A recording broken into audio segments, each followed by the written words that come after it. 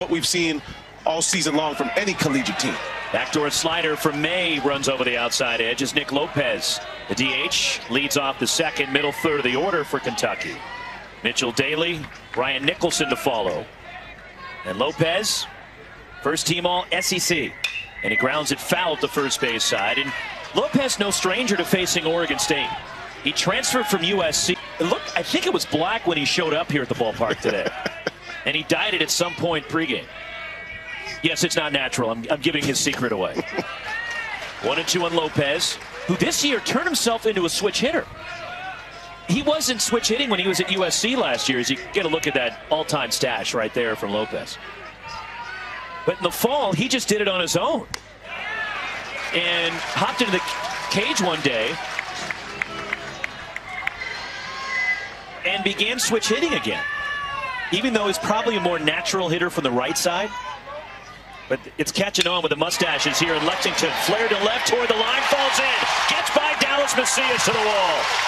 Nick Lopez, who was second in the SEC in doubles, who had doubled open up the home second, the first hit for Kentucky.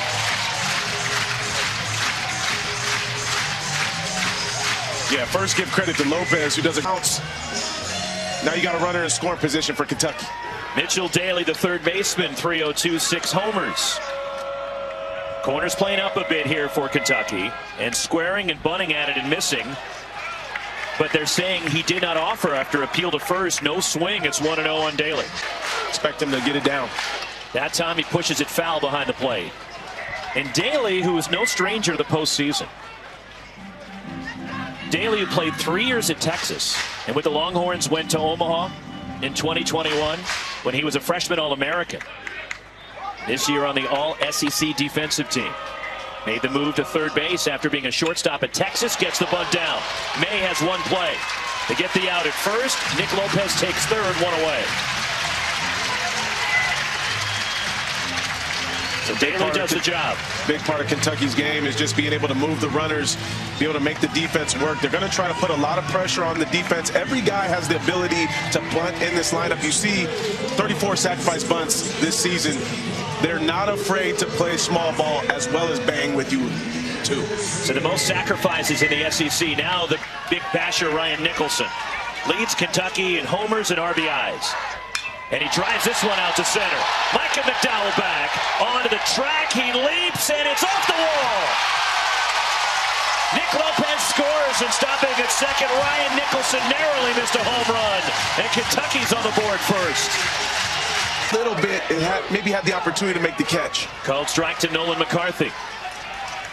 The Kentucky center fielder, 279, 7 homers for the 7-hitter for Nick Mingione. RBI double, Nicholson at second base, driving in Lopez, who doubled to lead off the bottom of the second inning. And that one's flared foul.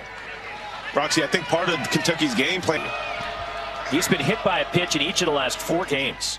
And he hits one out toward left center field. Charging in is Macias. And he dives and he makes the catch.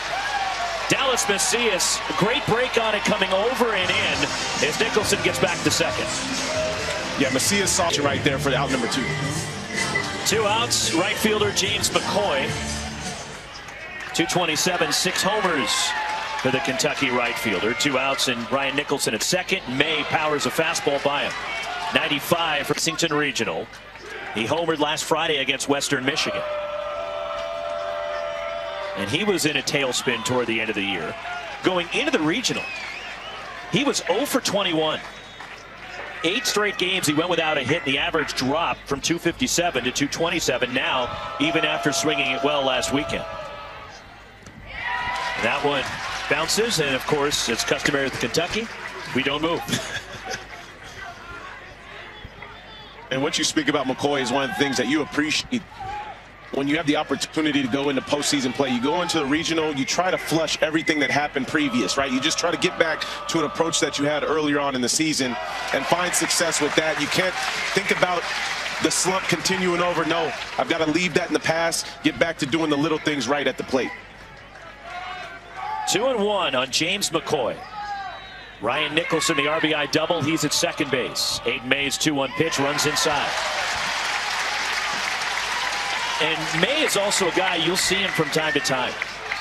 He can wear his emotions on his sleeve.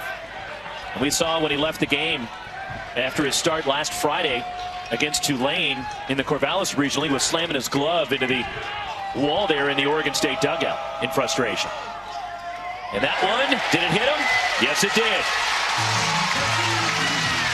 And it's just as we talked about, we don't move. James McCoy, he didn't move, and he was hit, which is something that Kentucky happens frequently to the. And now hosting a super regional for the first time. 2 on, 2 out. Grant Smith, the shortstop, and 9-hitter. 5 homers this year, and he takes a slider for a strike from May. And these two go back a long way. They're both from Alba, playing against and with one another. Hit sharply on the ground is short, fielded by Elijah Hainline, gets the fourth, side retired. Kentucky strands 2, but they get a run. 1-0 Wildcats. To the third we go. So 1-0 Wolfpack in that super regional. Game 2 tomorrow. Tanner Smith leads off the third for Oregon State.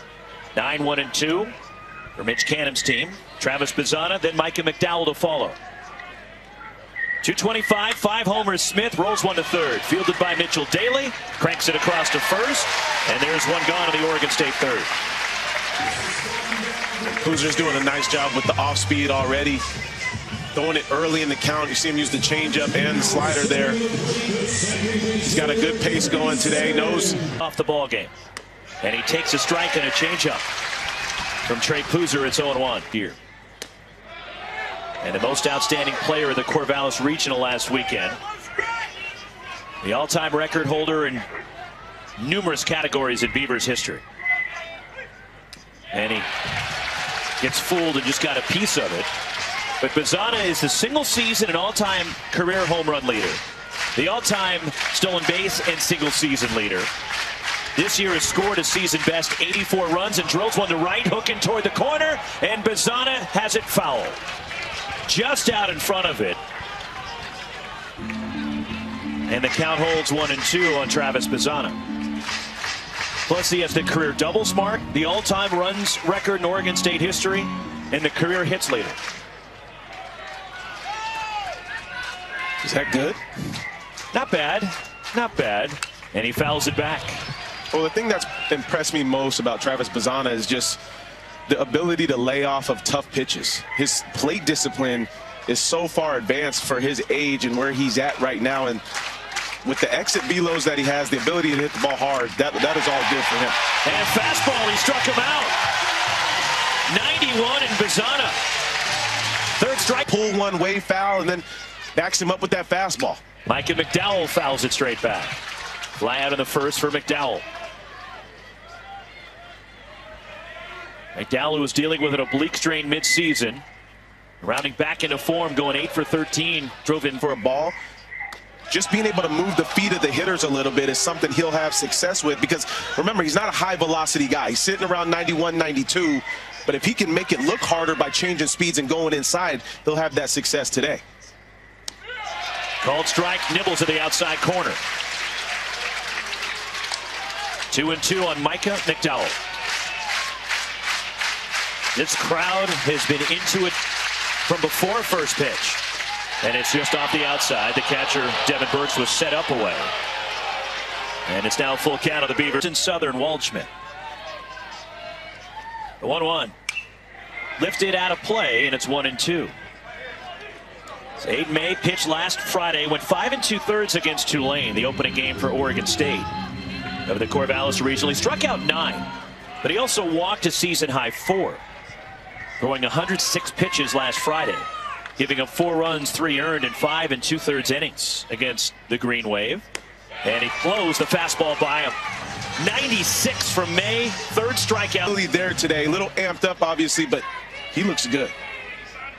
Emilian Petrie, a fly out to right in the first. Second baseman for Kentucky chops one off the line. Mason Guerra leads May to the bag, and it's 2 quick outs for Aiden May. Here in the last of the third inning, the NCAA Super Regional coverage continues through Monday across ESPN, ESPN2, ESPNU, and ESPN Plus. For more information, visit NCAA.com, the home for all 90 NCAA championships. Also for around-the-clock coverage, if you want more, there's always squeeze play. As May misses high, ball 1 to Devin Burks. Strikeout victim in the first.